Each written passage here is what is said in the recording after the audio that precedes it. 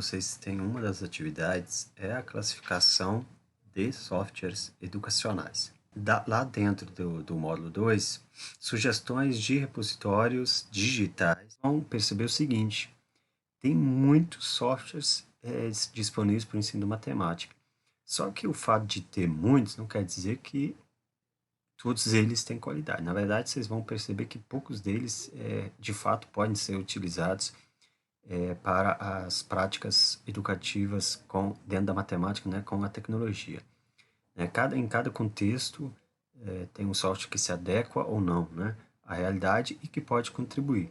É necessário fazer a avaliação do software, ver se esse software de fato irá contribuir, né, para alguma coisa na matemática. Porque, em geral, quando um software contribui, certamente ele torna a sua aula muito mais dinâmica, muito mais interessante para o aluno.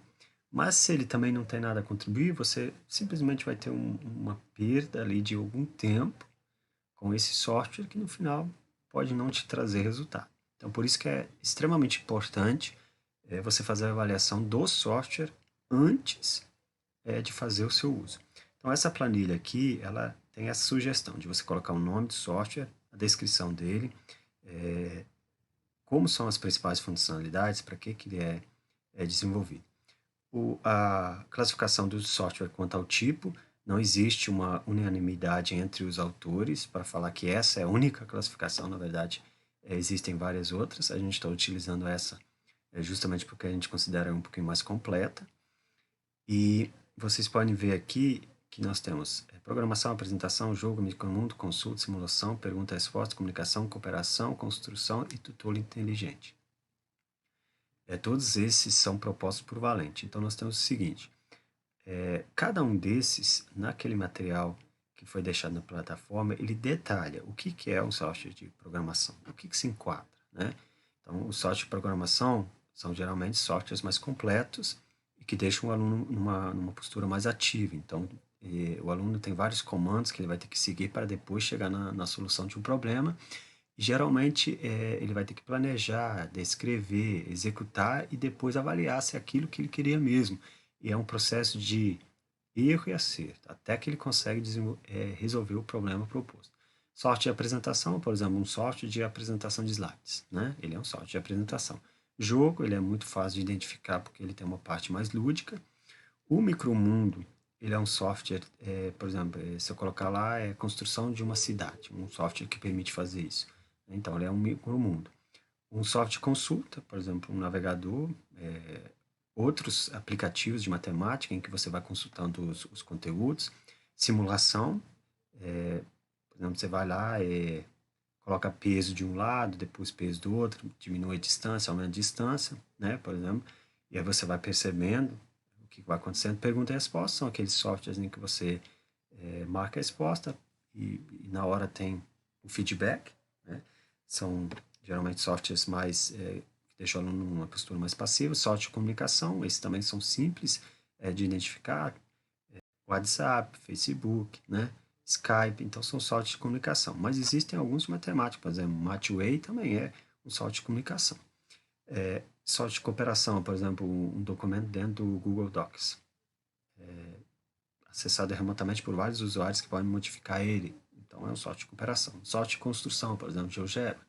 Você vai lá e constrói um gráfico, né? Então você está construindo algo. E tutor inteligente, nesse caso já são softwares considerados elitistas, geralmente são todos pagos, eu particularmente não sei de nenhum que é gratuito, então dificilmente vocês vão achar algum desses softwares em alguma dessas plataformas digitais, nesses repositórios. Depois, classificação quanto à abordagem pedagógica, então se ele é um software instrucionista, se ele é construtivista ou se ele é construcionista. Pois é, qual a diferença? O instrucionista é aquele que visa mais instrução, então, onde a tecnologia ela é utilizada com a finalidade de instruir, tipo um estímulo-resposta mesmo, né?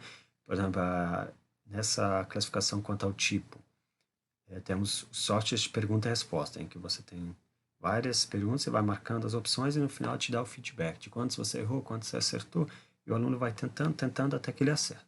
Então, ele seria um software que deixa o aluno numa postura mais passiva. Então, ele é instrucionista. O software construtivista, ele já é um software que prevê que o aluno fique numa postura ativa, de construtor do conhecimento. E para isso ele vai usar a tecnologia, a máquina, o computador, o smartphone, o aplicativo, o que for, para construir o conhecimento dele. É uma ferramenta auxiliar. E o construcionista, ele segue exatamente esse mesmo caminho do construtivista, com uma diferença. Ele, ao final, precisa ter algum objeto de estudo, algum objeto de aprendizagem apresentado.